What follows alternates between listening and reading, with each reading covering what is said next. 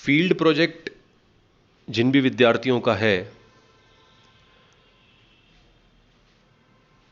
वे, ये जो गाइडलाइन आपको आपकी स्क्रीन पे दिख रही है, उच्च शिक्षा विभाग मंत्रालय का आदेश है दिनांक 2 फरवरी 2022 का, जो राष्ट्रीय शिक्षा नीति के लागू होने के बाद इशू किया गया था। उसके तहत आप इसका विषय देख पा रहे होंगे कि व्यावसायिक एवं परियोजना कार्य यानी वोकेशनल एंड फील्ड प्रोजेक्ट, शिक्षुता यानी अप्रेंटिसशिप, प्रशिक्षुता यानी इंटर्नशिप और सामुदायिक जुड़ाव यानी कम्युनिटी एंगेजमेंट संबंधित पाठ्यक्रम संचालन बाबत दिशा निर्देश।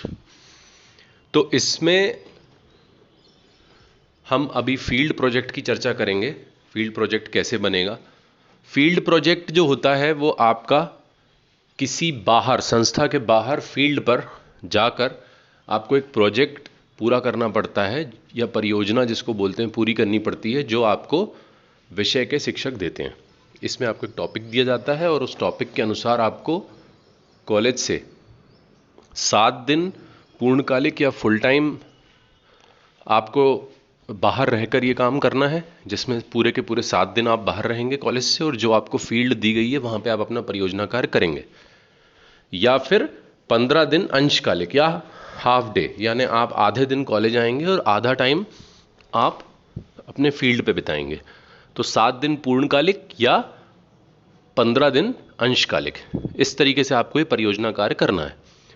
सर्वप्रथम परियोजना कार्य में आपको व्यक्तिशः यानी खुद होकर कोई कार्य करना है, ये डिपेंड करेगा आपको टॉपिक कौन सा मिला है, या आपको किसी संस्था के साथ फील्ड पर जुड़कर काम करना है, ये भी इस पर निर्भर करेगा कि टॉपिक कौन सा मिला है।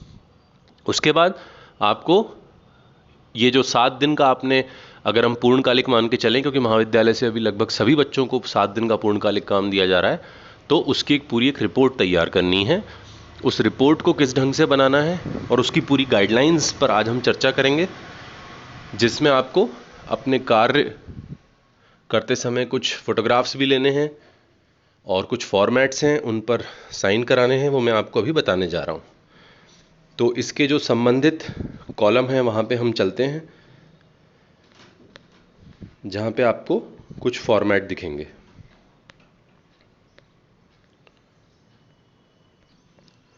सबसे प्रथम आप देख रहे होंगे ये एक प्रारूप है जीवन, जो कि महाविद्यालय के लेटर हेड पे दिया जाना है। जीवन प्रारूप, ये जीवन प्रारूप क्या है? ये है प्रति उस संस्थान की ओर जहां आप जा रहे हैं। अगर आप किसी संस्थान में जा रहे हैं तो उस संस्था को ये लेटर जाएगा जीवन प्रारूप में। उस संस्थान को जो महाविद्यालय के प्राचार्य हैं वो साइन करके आप लोगों को देंगे, जिसको आपको लेकर जाना है उस संस्था में फील्ड पे जहां आप जा रहे हैं। साथ ही साथ इस जीवन प्रारूप के साथ G2 प्रारूप संलग्न होगा। अब वो क्या है मैं आपको बताता हूं। ये आपका है G2 प्रारूप, जो जीवन प्रारूप के साथ संलग्न होगा। अब जो आपके जीवन और G2 प्रारूप हैं, आगे G3, G4, ये आपके field project, internship, apprenticeship, community सबके लिए कॉमन है।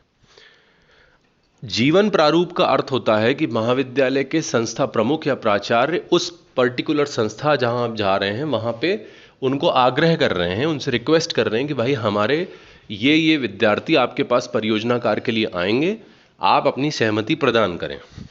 और ये जो G2 फॉर्मेट आप अभी स्क्रीन पर देख रहे हैं, जिसमें लिखा है संस्था की जानकारी और सहमति पत्र, ये वो फॉर्मेट है जिसपे वो संस्था अपनी सहमति देगी। जैसे ये लिखा हुआ है, देखिए, हस्ताक्षर एवं दिनांक, संस्था प्रमुख या अधिकृत व्यक्ति का नाम। ये वो व्यक्ति है जिसके पास आप जा रहे हैं अपना प्रोजेक्ट करने या इंटर्नशिप करने।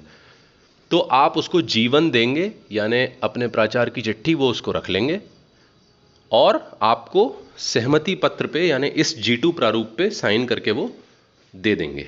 इसकी जो बाकी फील्ड्स हैं वो आप खुद भर सकते हैं। जैसे G2 प्रारूप में संस्थान या प्रशिक्षक या व्यवसाय का नाम, तो जहां आप जा रहे हैं उसका नाम लिख दीजिए। अगर आपके पास कोई ट्रेनर, कोई संस्थान, कोई व्यवसाय नहीं है और आप खुद इसे कर रहे हैं, आपको ऐसा टॉपिक दिया गया है टीचर द्वारा कि व्यक्तिशः, या आप खुद कर रहे हैं तो फिर आपको यहां पे लिखना पड़ेगा व्यक्तिशः, ये लिखना पड़ेगा आपको व्यक्तिशः, यानी खुद कर रहे हैं आप ये पूरा काम। उसके बाद आता है संस्था का स्वरूप। तो आप संस्था का स्वरूप बताएंगे कि निजी है, शासकीय है, अर्धशासकीय, जहां आप गए हैं। खुद कर रहे हैं तो फिर आप व्यक्तिशः लिख देंगे। फिर उसके बाद आता है तीसरा पॉइंट, संस्था के मार्गदर्शन क्षेत्र का नाम जिसमें कार्य किया जाना है। तो आप अपना मार्गदर्शन क्षेत्र लिख देंगे। आप व्यवसाय की फील्ड में गए हैं, दुकान पे गए हैं, बेकरी पे गए हैं, पंचायत में कोई कर रहे हैं, एनजीओ के साथ कर रहे हैं, कृषि में हैं, जहां भी आप हैं उस क्षेत्र का आप नाम लिखेंगे कि आपका काम किस फील्ड से, किस क्षेत्र से जुड़ा हुआ है। फिर उस संस्थान के अंतर्गत अगर आप किसी संस्थान में जाके प्रोजेक्ट वर्क कर रहे हैं तो वहां विभिन्न पदों का नाम, जैसे अगर आप किसी दुकान पे जा रहे हैं, उनका आय व्यय या उनकी लाभ हानि की स्टडी करने के लिए, तो उस दुकान में पद तो नहीं होंगे, इसलिए ऑब्लिक में लिखा हुआ है कार्य करने वाले व्यक्तियों की संख्या। तो अगर पद नहीं है तो आप संख्या डाल सकते हैं कि भाई उस दुकान में 4 लोग हैं, 3 लोग हैं। उसके बाद अगर आप किसी दुकान में जाते हैं तो आपको ये ध्यान रखना है कि आपकी जो फिर संस्था का स्वरूप होगा वो निजी हो जाएगा, प्राइवेट। और अगर आप किसी गवर्नमेंट डिपार्टमेंट में जा रहे हैं तो शासकीय।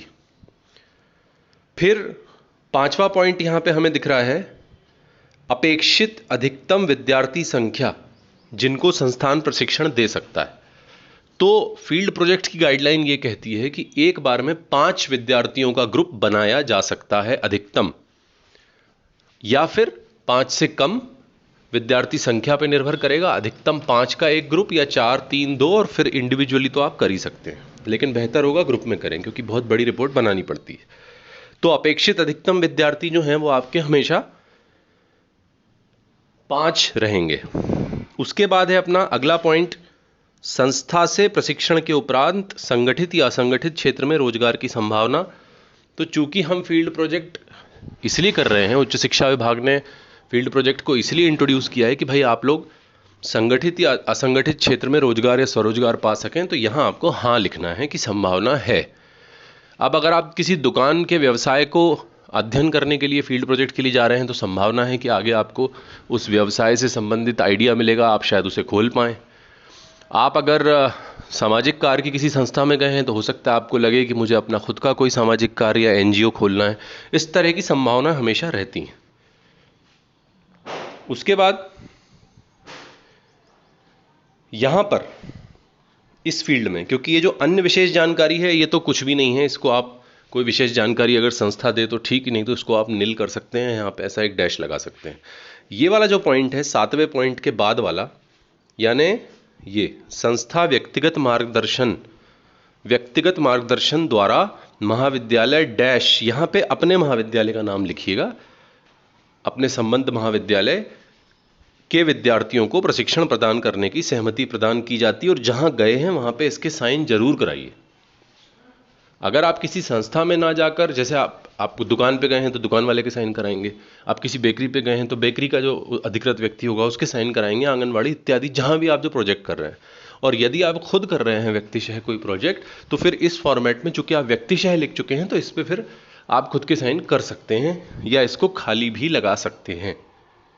अब हम अगले फॉर्मेट पे चलते हैं जो है G3। ये जो G3 फॉर्मेट है, इसका मतलब यह है कि G1 और G2, यानी G1 पर प्राचार्य द्वारा चिट्ठी देने के बाद और G2 पर आप लोगों ने उस संस्था से सहमति प्राप्त करके वापस हमें लाके दे दी महाविद्यालय में, तो फिर हम दोबारा एक लेटर इशू करेंगे प्राचार्य की तरफ से। देखिए लिखा हुआ है महाविद्यालय के लेटर हेड पे, जिसमें यहां प्राचार्य के साइन भी हैं और संलग्न होगा इसके साथ ये 2 फॉर्मेट में आपको समझाता हूं। G3 का मतलब यह है कि जैसे आपको G2 पे सहमति मिल गई, मान लीजिए 5 लोगों की सहमति मिल गई, 5 लोगों का एक ग्रुप है, या कोई सिंगल व्यक्ति गया था विद्यार्थी, उसको भी सहमति मिल गई, तो वो वापस आएंगे महाविद्यालय में, हमको या अपने जो कंसर्न टीचर हैं उसको G2 दे देंगे कि मुझे सहमति मिल गई है। फिर आपकी संस्था, आपके शिक्षक महाविद्यालय प्राचार्य से साइन कराकर एक आपको G3 फॉर्मेट दिया जाएगा, ये वाला जो अभी आपको दिख रहा है, इसको आप पुनः लेके जाएंगे साथ में उस संस्था पे। इसमें यह कहा गया है उस संस्था को, उस व्यक्ति को जहां फील्ड पे जा रहे हैं कि भाई आपने सहमति दे दी, इसलिए अब हम अपने बच्चों की पूरी सूची, मान लीजिए 5 का ग्रुप है अधिकतम हमने बात किया, तो उन 5 लोगों की सूची या मतलब वो 5 बच्चे हम आपकी तरफ भेज रहे हैं, प्लस आपको G4 फॉर्मेट भी हम साथ में दे रहे हैं। अब G4 फॉर्मेट क्या है ये दिख रहा है, इसका साफ साफ नाम आप देखिए, वो है फीडबैक फॉर्म। यानी अब आपका काम उस संस्था में, उस फील्ड में, उस जगह पे शुरू हो गया। उदाहरण के लिए आप किसी दुकान पे गए हैं, उस किराना व्यापारी की लाभ हानि आय व्यय की 5 साल की स्टडी करने के लिए, तो वहां पर G1 दिया, G2 पर उसने सहमति दी, फिर आप G3 लेके गए, साथ में आपने अपनी नाम की सूची लगाई, मान लीजिए 5 का ग्रुप है, 5 विद्यार्थी, और ये G4 जो है ये लगाया। G4 का मतलब होता है फीडबैक। इस फीडबैक को वो व्यक्ति आपको देगा, क्या आपका नाम है या आप खुद भर दीजिएगा, महाविद्यालय का नाम भर दीजिए, क्लास भर दीजिए, सेक्शन एवं अनुक्रमांक की जरूरत नहीं है। और इसको भरने के पश्चात आप देखेंगे कि यहां पर देखिए ये मूल्यांकन का प्रपत्र है G4, जहां आप गए हैं वो आपको आपकी नियमित उपस्थिति, सैद्धांतिक ज्ञान, कार्यकौशल, व्यवहारिक ज्ञान, रुचि, गंभीरता, एटीट्यूड, सामंजस्य इत्यादि इन मापदंडों पे आपको A, B, C या ग्रेड देंगे। आपको कोशिश ये करनी है कि आपको A ही मिले उत्कृष्ट या B अधिकतम, C में अपने को नहीं जाना है। तो ये आपको ग्रेडिंग उस संस्था से दी जाएगी और यहां पर फिर आपको समग्र ग्रेडिंग दी जाएगी। और A, B, C का क्या मतलब है वो यहां पे दिया हुआ है और वो व्यक्ति यहां पे साइन कर देंगे। तो जब आप 7 दिन वहां पे काम करेंगे, तब आप 7वें दिन से पहले, यानी जब आप फाइनली वहां पे काम करने जाएंगे, तो आप G3 लेके जाएंगे, उनको दे देंगे, वो रख लेंगे। और G4 भी अभी आप ही के पास रहेगा, ये वाला फॉर्मेट, इसको भर लीजिएगा और 7 दिन आप वहां पे काम करेंगे। जब आप 7 दिन वहां पे काम कर लेंगे, उसके बाद आप 7वें दिन उनको आखिरी दिन ये फीडबैक फॉर्म या G4 देंगे और ये हर एक बच्चे का अलग अलग होगा। इस बात का आप ध्यान रखें कि भले ही आपका G2, G1, G3 कॉमन था, लेकिन ग्रुप के अगर 5 बच्चों का ग्रुप है, 4 बच्चों का ग्रुप है, तो हर बच्चे के लिए एक फीडबैक फॉर्म रहेगा G4। सबको कराना है अलग अलग, क्योंकि हो सकता है किसी का फीडबैक अच्छा हो, किसी का बुरा हो, A, B, C कुछ भी हो सकता है। तो G4 आप 5 साइन कराएंगे और ये फीडबैक फॉर्म लेके आप हमारे पास आ जाएंगे। प्लस इस फीडबैक फॉर्म के साथ साथ आप फाइल बना के लाएंगे। फाइल कैसे बनेगी वो हम आगे अभी चर्चा करेंगे, लेकिन ये बात हो गई फीडबैक फॉर्म तक की। इसको आप लेकर आ जाएंगे वापस। ये फीडबैक फॉर्म ही बताएगा कि आपकी मूल्यांकन 7 दिन में कैसी रही, वहां पे आपका मूल्यांकन जो किया गया है वो कैसा है। और यही आपके इंटरनल नंबर जो है, क्योंकि 50-50 नंबर के रूप में ये बटा हुआ है पूरा प्रोजेक्ट वर्क हुआ या इंटर्नशिप, जिसमें 50 नंबर आंतरिक मूल्यांकन है और 50 नंबर बाहरी मूल्यांकन। बाहरी मूल्यांकन का मतलब जब कोई एक्सपर्ट आएगा आपकी फाइल देखेगा उस बेसिस पे, लेकिन जो आपका आंतरिक मूल्यांकन जो होगा वो हम इस फीडबैक फॉर्म के आधार पर ही करेंगे कि जहां आप गए थे वहां आपका मूल्यांकन क्या हुआ है। अगर आपने ये व्यक्तिशः किया था, यानी आपको कोई ऐसा टॉपिक दिया गया था जहां कोई बाहरी संस्था नहीं थी, आप फील्ड पे तो गए थे लेकिन आपने खुद कोई काम किया था, तो फिर ये फीडबैक जो फॉर्म है वो आपकी संस्था के आपके शिक्षक ही भरेंगे, जिन्होंने आपके काम को देखा है टॉपिक के हिसाब से, 7 दिन आपकी पूरी प्रोग्रेस को चेक किया है। फिर वो आपका, तो जो टीचर हैं आपके, फिर वो इसे पूरा देखेंगे। और अगर आप किसी दुकान पे गए, बेकरी पे गए, तो फिर तो वो व्यक्ति आपके लिए हर एक बच्चे के लिए G4 भर के देंगे ही देंगे। तो इस तरीके से G1, G2, G3 और G4 ये 4 फॉर्मेट मैंने आपको समझा है, ये पत्रक जो शुरुआत करते हैं आपके काम की। इसके बाद हम आगे बढ़ते हैं और हम चलते हैं रिपोर्ट्स पे, यानी फाइल अब हम बनाएंगे। फाइल बनाने की प्रक्रिया, ये पहले आप देखेंगे यहां लिखा हुआ है प्रोजेक्ट या परियोजना कार्य का प्रथम प्रगति प्रतिवेदन यानी P1, जो कि स्वहस्तलिखित अपनी राइटिंग में 500 शब्दों में लिखना है। 500 शब्दों में प्रोग्रेस रिपोर्ट जो लिखी जाएगी ये हर बच्चे को लिखना है, भले ही आप ग्रुप में हो। आपकी जो 5 बच्चों की आखिरी में फाइल सबमिट होगी 7 दिन बाद, वो तो कंबाइन होगी, इकट्ठी एक ही होगी कि इन 5 बच्चों का ग्रुप था, उन पे 5 के नाम आएंगे और वो पूरी फाइल आएगी। लेकिन उसके अंदर जो प्रोग्रेस रिपोर्ट प्रगति प्रतिवेदन लगे होंगे वो हर बच्चे का अपना व्यक्तिगत होगा, 500 शब्दों का। वो आपको सभी को बनाना है। उदाहरण के लिए अगर 5 लोग गए हैं किसी काम को करने, तो पहला विद्यार्थी भी प्रगति प्रतिवेदन बनाएगा 500 शब्दों का। 500 का मतलब 500 ही बनाना ऐसा नहीं है, 300 भी हो सकता है, 250 भी हो सकता है, 400 भी हो सकता है। 500 अधिकतम है, 500 से आगे नहीं जाना है, 500 से कम ही रखना है। पर पांचों बच्चे, पांचों विद्यार्थी ये प्रगति प्रतिवेदन बनाएंगे। अब इस प्रगति प्रतिवेदन में क्या है, इसके डिफरेंट आपको एक प्लेन A4 शीट पे इसको बनाना है। प्लेन या लाइनिंग वाली, जैसी भी आपकी सहूलियत हो। A4 साइज की शीट हो सकती है, A3 हो सकती है, या आप अपने सुविधा अनुसार बना सकते हैं। इसमें जो पहला प्रगति प्रतिवेदन बनेगा उसमें आप ये टाइटल डालेंगे। कैसे टाइटल डालेंगे? पहला पॉइंट डालेंगे परियोजनाकार का परिचय और क्षेत्र। यहां पे ये जो 3 लाइनें लिखी हैं इंडिकेटिव हैं। कुछ बच्चे इसको ऐसा का ऐसा कॉपी कर देते हैं, ये नहीं करना है। परियोजनाकार का परिचय और क्षेत्र में क्या लिखना है ये इस गाइडलाइन में बताया गया है इन 3 लाइनों में, लेकिन लिखना आपको अपने मन से। आप जो परियोजनाकार कर रहे हो उसका क्या परिचय है, क्या क्षेत्र है, कहां आप गए थे, ये आपको 2 या 3 लाइन में समझाना है। फिर है परियोजनाकार की योजना। इसमें लिखा है प्रस्तावित कार्य की रूपरेखा तथा किस प्रकार उसे संपन्न किया जाएगा इसकी जानकारी प्रस्तुत करें। यानी आप इस पॉइंट में परियोजना कार्य की योजना में ये लिखेंगे कि आप 7 दिन क्या करेंगे।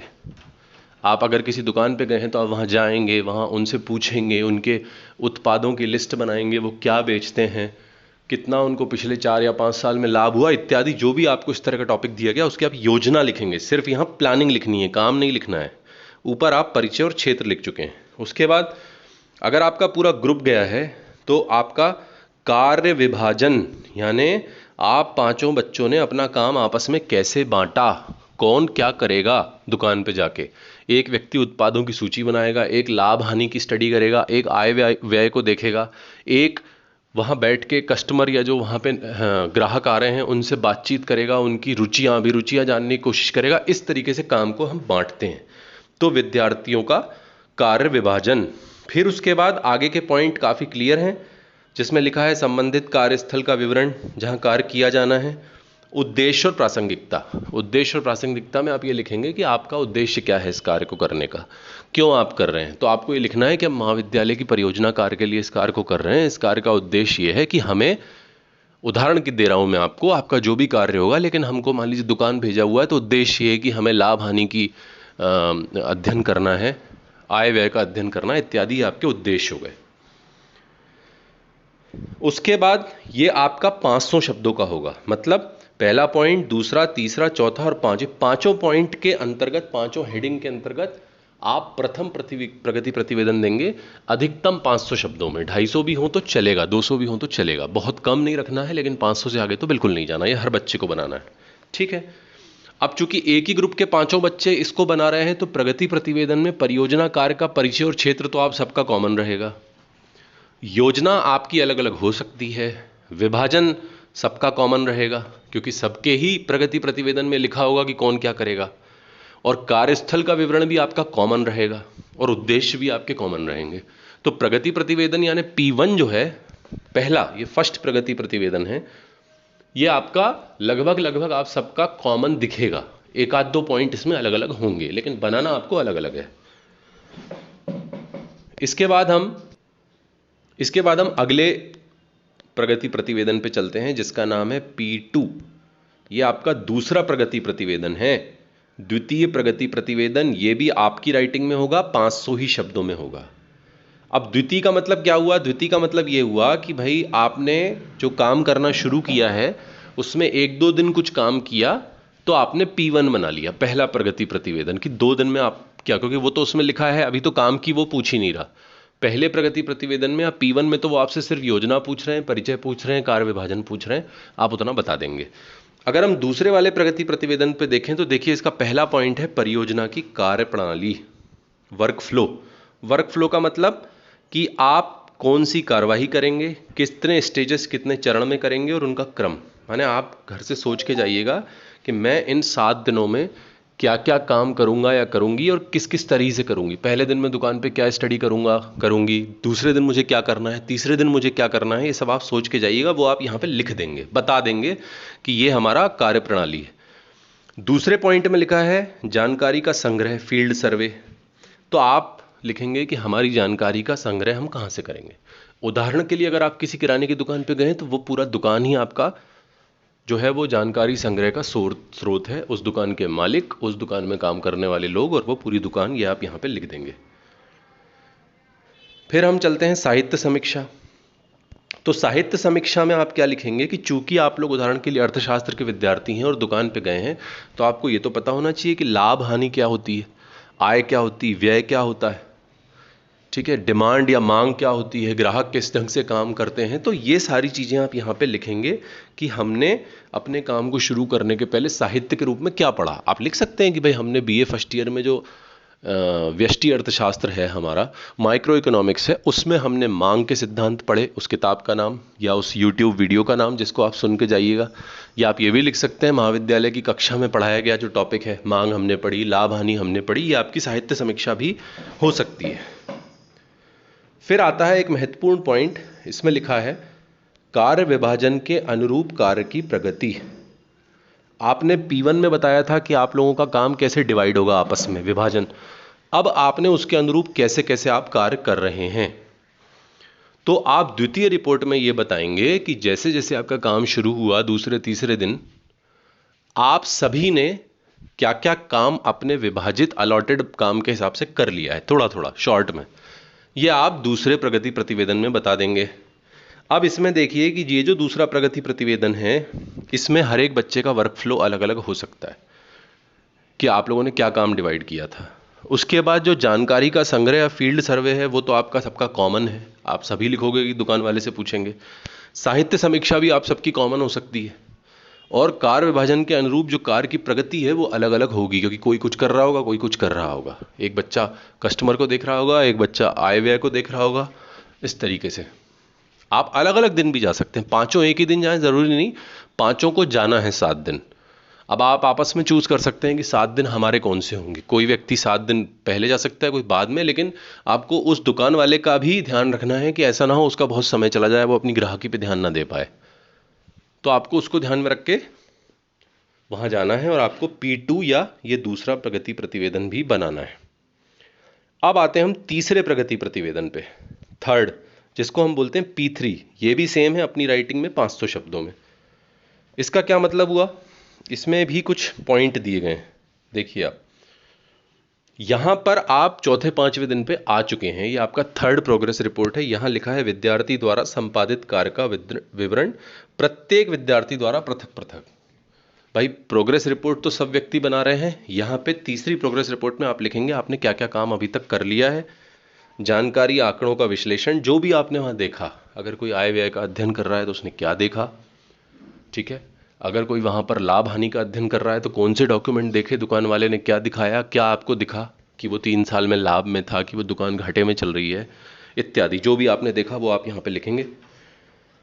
यहाँ पर आप अपनी क्रिएटिविटी का भी यूज़ कर सकते हैं, टेबल बना सकते हैं, चार्ट बना सकते हैं, कोई ड्राइंग बना सकते हैं, सिंपल लिख सकते हैं, जैसा आपको उचित लगे। ये विद्यार्थियों के ऊपर है। उसके बाद अगर आप किसी चीज़ का विश्लेषण कर रहे हैं, लाभ हानि का, या उनके आपने वहाँ पे उनके ग्राहकों से कुछ पूछा है, ठीक है, या उनके पास कौन कौन से प्रोडक्ट हैं, कौन कौन से उत्पाद हैं वो देखा है, तो आप उनका विश्लेषण की क्या विधि लगा रहे हैं।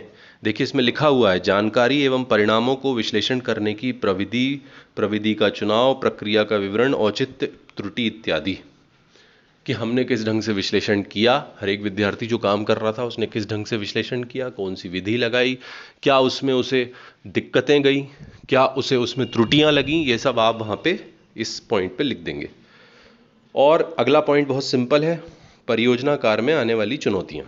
आपको क्या दिक्कत गई इन 4-5 दिनों में वहां काम करने में। दिक्कतें कुछ भी हो सकती हैं कि हम जहाँ गए थे उस व्यक्ति ने हमारा सपोर्ट नहीं किया, हमें वहाँ जाने में दिक्कत थी, हमें वहाँ पे लाभ हानि आय व्यय के कागज नहीं दिखाए गए, कुछ भी जो भी चुनौतियाँ आपको लगी, दुकान में बैठने की जगह नहीं थी, इस तरह की कोई भी चुनौतियाँ आप यहाँ पे बताएंगे, ठीक है।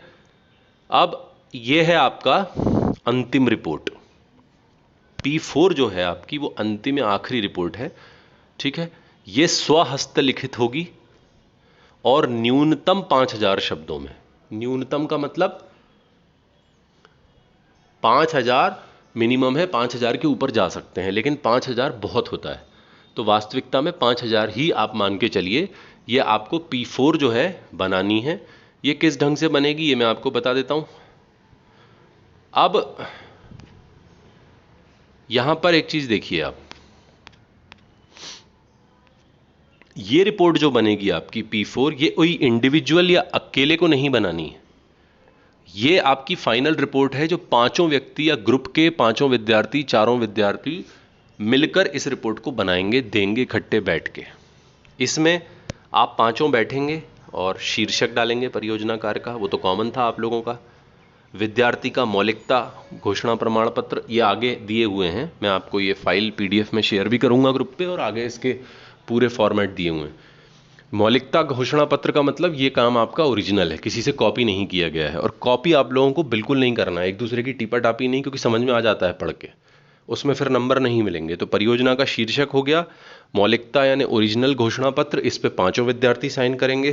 पर्यवेक्षक या निर्देशक का अनुमोदन पत्र, जो आपके शिक्षक हैं वो इस पे साइन करेंगे, आप उनका नाम लिखेंगे कि भाई उन्होंने हमें भेजा था, अप्रूव किया था।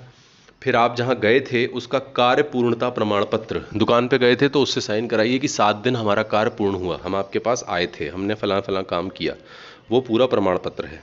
उसके बाद आएगा आभार पत्र, 5वां पॉइंट, आप आभार देंगे शिक्षकों के प्रति, मम्मी पापा, अपने परिवार वाले, आपके मित्र, साथ वाले, उस दुकान वाले, सबके प्रति आभार। उसमें इसका भी फॉर्मेट है। और अनुक्रमणिका, अनुक्रमणिका मतलब सीरियल नंबर, किस पेज पे क्या लगाया है, पहले P1 लगी फिर P2 लगी, या जिस भी ढंग से अभी हम अनुक्रमणिका को भी देखेंगे। और अध्याय प्रथम, अध्याय प्रथम मतलब परियोजना कार्य का परिचय और क्षेत्र।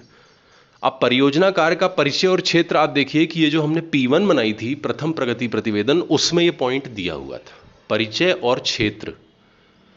तो परिचय और क्षेत्र तो पांचों को बच्चों का कॉमन है, दुकान पे गए हैं, उसको यहां पे लिखिए।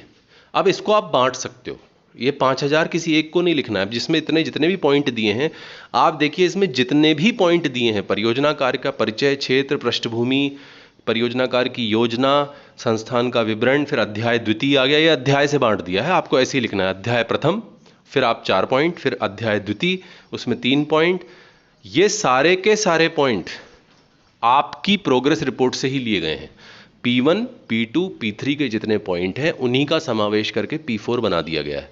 तो आपको इसमें नया कुछ नहीं लिखना है, जो आपका प्रोग्रेस रिपोर्ट थी P1, P2, P3, उसी में से पांचों को अपने पॉइंट निकाल लेना है और कॉमन लिखना है। अब जो आप P4 या फाइनल रिपोर्ट बना रहे हो 5000 शब्दों की, वो कोई एक ना लिखे, उसको भी बांट लें कि यार अध्याय प्रथम मैं लिख लेता हूं, अध्याय द्वितीय तुम लिख लेना, अध्याय तृतीय तुम लिख लेना। इस ढंग से आपकी पूरी एक फाइनल P4 रिपोर्ट बन जाएगी। और इसके बाद संदर्भ सूची, वही साहित्य संदर्भ अगर आप कुछ का है तो आप डाल देंगे। उसके बाद ये जो अध्याय प्रथम है, इसके जो डिफरेंट पॉइंट हैं इनको इन्होंने विस्तार से समझाया हुआ है, ये मैं PDF ग्रुप पे डाल दूंगा। इसमें कुछ नया नहीं, इस पे हम चर्चा कर चुके हैं। परिचय, क्षेत्र, साहित्य समीक्षा, योजना, प्रयोजना, कार्य प्रणाली, अध्याय द्वितीय, जानकारी संग्रह इत्यादि, ये सारी बातें हम कर चुके हैं। इसके बाद हम फील्ड प्रोजेक्ट के बाद अब हम आते हैं हमारी फाइनल रिपोर्ट पे। देखिए आपकी रिपोर्ट, अब बहुत सारे फॉर्मेट हमने चर्चा किए, P1 हो गया, P2, P3, P4। अब ये किस ढंग से लगेगी, तो ये लिखा हुआ है आपका सैंपल रिपोर्ट। सैंपल रिपोर्ट यानी का मतलब इस रिपोर्ट जो आपकी बनेगी फील्ड प्रोजेक्ट की, वो इस ढंग से बनेगी। ये सैंपल रिपोर्ट को सैंपल मत लिख लाइएगा, ये इन्होंने दिया है आपके लिए, नमूना है एक तरीके का। तो यहां पे आप लिखेंगे सबसे पहले परियोजना कार्य की रिपोर्ट, सैंपल नहीं लिखेंगे, आप लिखेंगे एक अच्छा सा पेज बनाएंगे, बड़ा हार्ड कवर, उस पर आप पांचों ही इस चीज को बना रहे हैं, अब ये रिपोर्ट कंबाइन बन रही है पांचों की ग्रुप पे, उस पर लिखेंगे परियोजना कार्य की रिपोर्ट। फिर यहां लिखा हुआ है ब्रैकेट में कार्य का शीर्षक, आप अपने कार्य का शीर्षक डालेंगे। फिर आप किस स्नातक कक्षा में हैं वो यहां से डालेंगे, और ये भी लिखेंगे, जैसे मान लीजिए आप कला के हैं तो स्नातक कला की डिग्री के लिए आंशिक प्रतिपूर्ति, सत्र डालेंगे, जो भी आप जिस सत्र में हैं उसको डालने के पश्चात हम आगे बढ़ेंगे। देखिए अब यहां पे पूरे विद्यार्थियों के नाम आ जाएंगे, विद्यार्थी या विद्यार्थियों के नाम, कक्षा, अनुक्रमांक, अनुक्रमांक नहीं है तो खाली छोड़ दीजिएगा, कक्षा। यहां पूरे विद्यार्थियों के नाम आ गए, 3, 4 और अधिकतम 5 हो सकते हैं। इसके बाद यहां पर आगे संस्था का नाम, जहां आप गए थे वो आप डाल देंगे, पर्यवेक्षक का नाम जो आपके टीचर हैं जिन्होंने आपको ये दिया है टॉपिक, वो आप डाल देंगे। उसके बाद महाविद्यालय का लोगो, ये आपको नेट से मिलेगा। जो आपके महाविद्यालय का लोगो है, आप महाविद्यालय के कार्यालय से ले सकते हैं, वो लोगो यहाँ पेस्ट कराइएगा। ये आप किसी इंटरनेट कैफे वाले से जाकर कर सकते हैं। महाविद्यालय का नाम आएगा और संबंधित विश्वविद्यालय का नाम। ये हो गया आपका पहला पेज आपकी रिपोर्ट का। ये आपका पहला पेज हो गया 5 विद्यार्थियों का। फिर नेक्स्ट ये लिखा हुआ है मौलिकता प्रमाण पत्र, विद्यार्थी या पूरे समूह का मौलिकता प्रमाण पत्र, ओरिजिनलिटी सर्टिफिकेट, कि जो काम आप कर रहे थे वो ओरिजिनल है। तो ये घोषणा पत्र आप हाथ से बना लीजिए या इसका प्रिंट ले लीजिए जो हमने ग्रुप में PDF शेयर की है। और मैं या हम, अगर आप अकेले कर रहे हैं तो मैं, या ग्रुप में कर रहे हैं तो हम, और ये सारा का सारा आपका मौलिकता प्रमाण पत्र है। फिर यहाँ विद्यार्थियों के नाम डिटेल आ जाएंगे। फिर उसके बाद नेक्स्ट निर्देशक का या पर्यवेक्षक का अनुमोदन पत्र है। फिर आप लिखेंगे जिसमें मैं, यहाँ पर वो व्यक्ति आपका टीचर अपना नाम लिखेगा और प्रमाणित करेंगे। उसके बाद साइन करेंगे यहाँ पे, ठीक है, डेट वगैरह डाल देंगे। ये आपका दूसरा पेज हो जाएगा जो आपको, तो ये आपका दूसरा पेज हो जाएगा फाइनल रिपोर्ट का, जिसमें आप मौलिकता प्रमाण पत्र दे रहे हैं। पहला पेज ये रिपोर्ट बन रही है आपकी, मैंने बताई। फिर ये आपका मौलिकता प्रमाण पत्र लगा है, घोषणा पत्र, फिर निर्देशक का अनुमोदन पत्र लगा है, फिर संस्था या व्यक्ति द्वारा ये कार्य पूर्णता प्रमाण पत्र दिया जाएगा। अगर बाह्य संस्था का लेटर हेड है तो ठीक, अगर उनका लेटर हेड या ऑफिशियल लेटर नहीं है तो कोई बात नहीं। संस्था का नाम, लोगो आप खुद लिख लें यहाँ पे, और इसको कार्य पूर्णता प्रमाण पत्र को ये ऐसा का ऐसा बनाएं और प्रमाणित किया जाता है कि नाम यानी आप सभी के नाम, कक्षा द्वारा परियोजना कार्य, ये एक सभी का लगाया जा सकता है। यहाँ अपने हिसाब से ये नाम में जगह कम दी है, लेकिन आप अपने हिसाब से 5 के नाम यहाँ लिख सकते हैं, एक के बाद एक को अमर डाल के, तो थोड़ा बढ़ा सकते हैं। कक्षा, महाविद्यालय का नाम, द्वारा परियोजना कार्य इत्यादि इस दिनांक से इस दिनांक तक संस्था में उपस्थित रहकर, क्षेत्र का नाम जैसे व्यवसाय का क्षेत्र, वाणिज्य का क्षेत्र, सामाजिक इत्यादि में किया गया, प्रशिक्षण प्राप्त किया गया। और नाम फिर आप यहाँ पे अपने हिसाब से ही 5 के नाम डाल दीजिए, अति परिश्रमी, समर्पित इत्यादि। और यहाँ पर संस्था की सील अगर है तो सील, बेहतर है कि वो सील लगाएं, उनसे कहें कि सील लें और वो साइन कर देंगे अपने।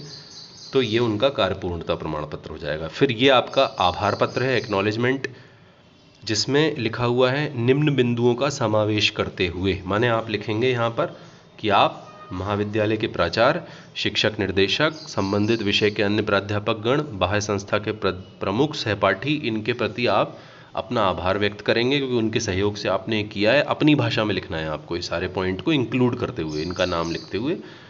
और इसको फिर आपको यहाँ पर हर व्यक्ति को साइन करना है, हस्ताक्षर करना है। ये आपका आभार पत्र हो गया। फिर ये हो गई आपकी अनुक्रमणिका, या जिसको हम सीरियल नंबर या सीक्वेंसिंग बोलते हैं, ये हो गई आपकी अनुक्रमणिका।